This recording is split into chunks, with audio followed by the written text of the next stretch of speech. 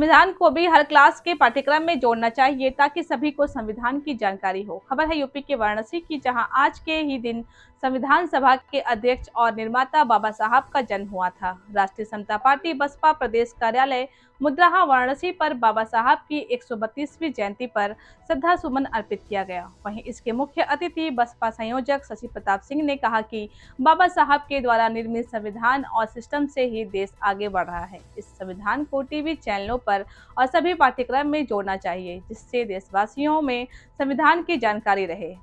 वहीं इसकी अध्यक्षता प्रदेश अध्यक्ष रामबचन यादव तथा संचालन प्रमुख महासचिव प्रेमनाथ सिंह ने किया। प्रमुख रूप से प्रकाश जायसवाल, शशि प्रताप, जितेंद्र पटेल, राजू पटेल, विजय सोनकर, विनोद यादव, दिनेश पटेल, रवि सिंह पटेल, गुरु प्रसाद सिंह आदि लोग मौजूद रहे। देखिए वाराणसी से रविंद्र गुप्ता की रिपोर्ट।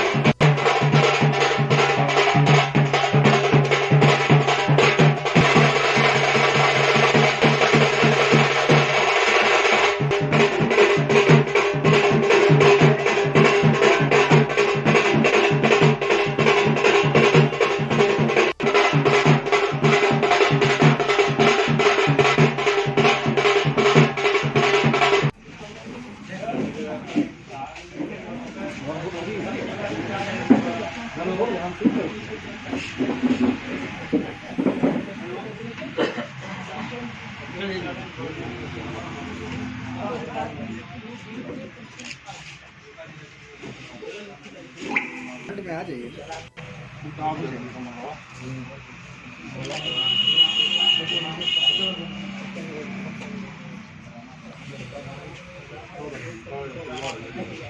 बनाया बाबा साहेब, बाबा साहेब। संविधान को किसने बनाया? बाबा साहेब, बाबा साहेब। संविधान को किसने बनाया? बाबा साहेब, बाबा साहेब। मानो मानो एक समान, मानो मानो एक समान, मानो मानो एक समान। संविधान को किसने बनाया? बाबा साहेब, बाबा साहेब। मानो मानो एक समान।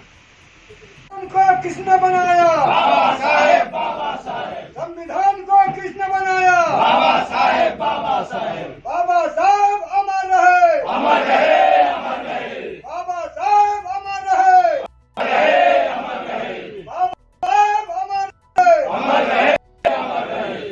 जब तक सूरज चांद रहेगा, बाबा से नाम रहेगा। जब तक सूरज चांद रहे, अमर रहे, अमर रहे। में उपस्थित हमारे पार्टी और अगल बगल समाज और बाबा साहब को चाहने और मानने वाले सभी लोगों को मैं बहुत बहुत बधाई देता हूं। साथियों, बाबा साहब की जयंती ही हम क्यों मनाते हैं, इसके बारे में कभी किसी ने चिंतन तो नहीं किया। केवल यही कहते हैं कि बाबा साहब संविधान निर्माता थे, इसके अलावा कोई और जानता है?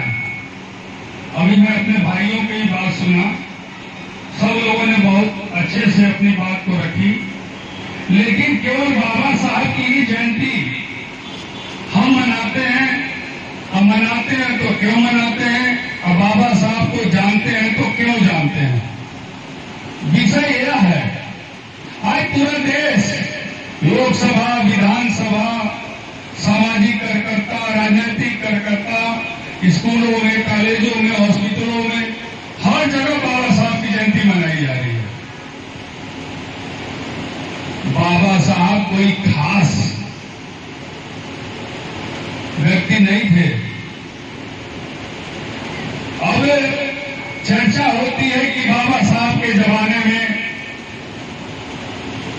बहुत दिक्कतें थी, पढ़ाई की, लिखाई की, और गरीबी थी, स्कूल नहीं थे, कॉलेज नहीं थे। यह सत्य है। लेकिन याद कीजिए, जब अंग्रेज हमारे यहाँ 200 साल हुकूमत कर रहे थे और उनकी हिटलर शाही रवैया से देश की आम जनता परेशान थी, उनका अलग कानून चलता था।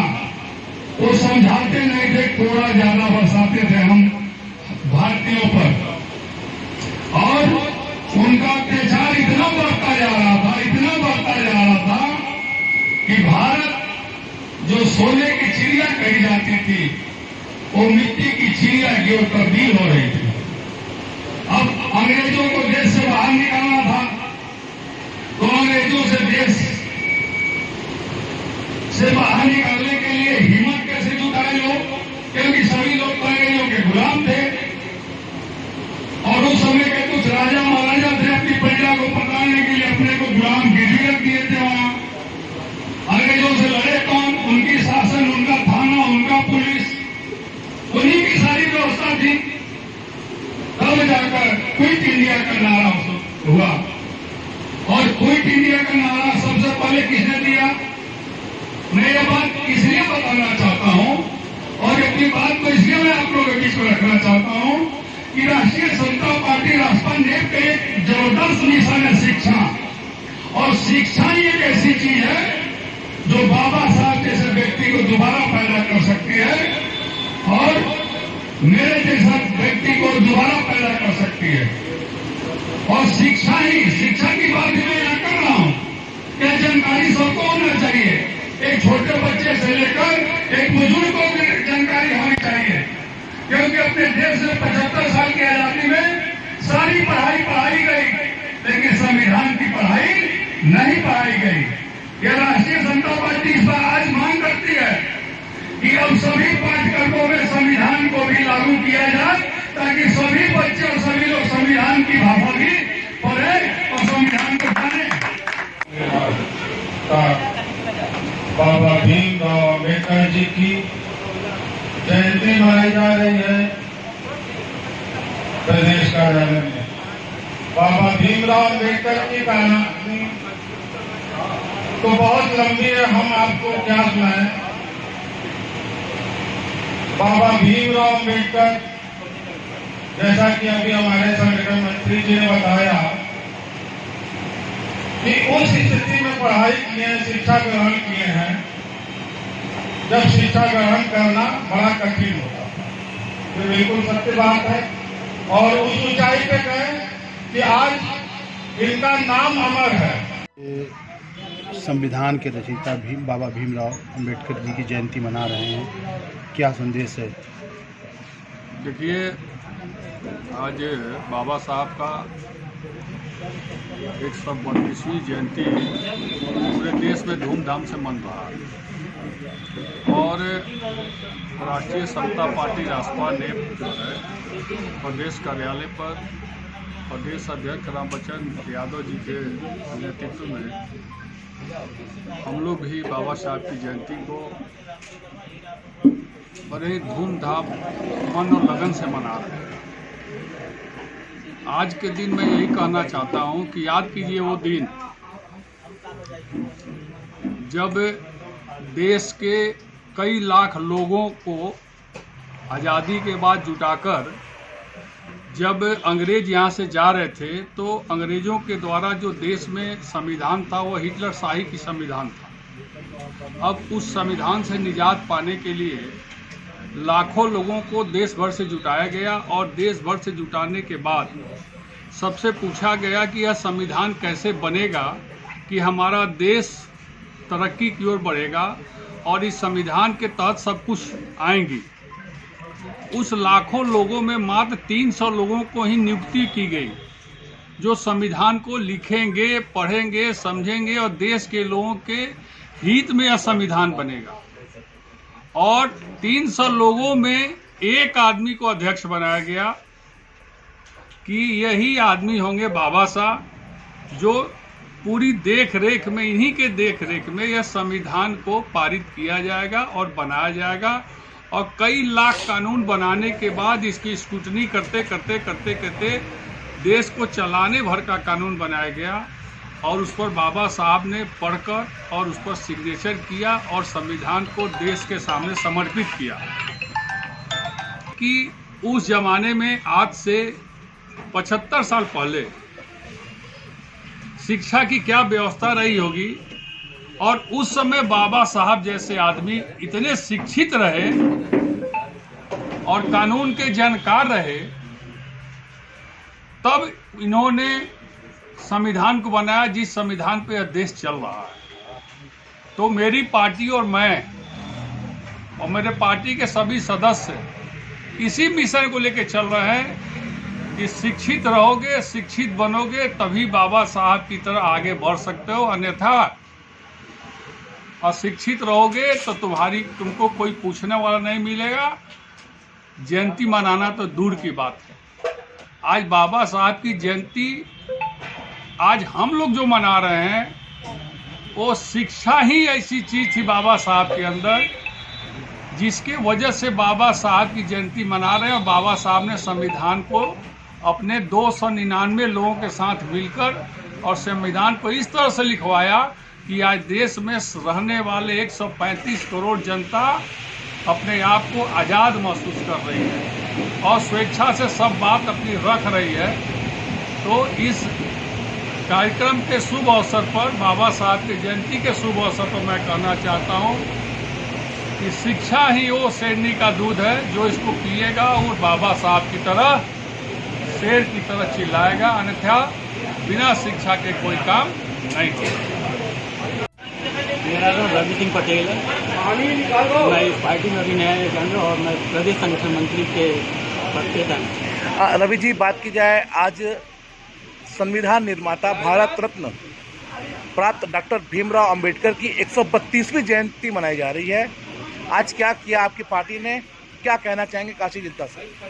हमारी पार्टी का मिशन ही बाबा भीमराव अंबेडकर जी के पद चिन्हों पर चलने को लेकर उनके दिशा अनुसार थे। जैसे उस समय भीमराव अंबेडकर जी ने भी यही सोच कर चला था कि हमारे पिछड़े और पिछाड़े लोगों की वो शिक्षा से वंचित न रह पाए। इसीलिए उन्होंने संविधान की तरफ सबसे अहम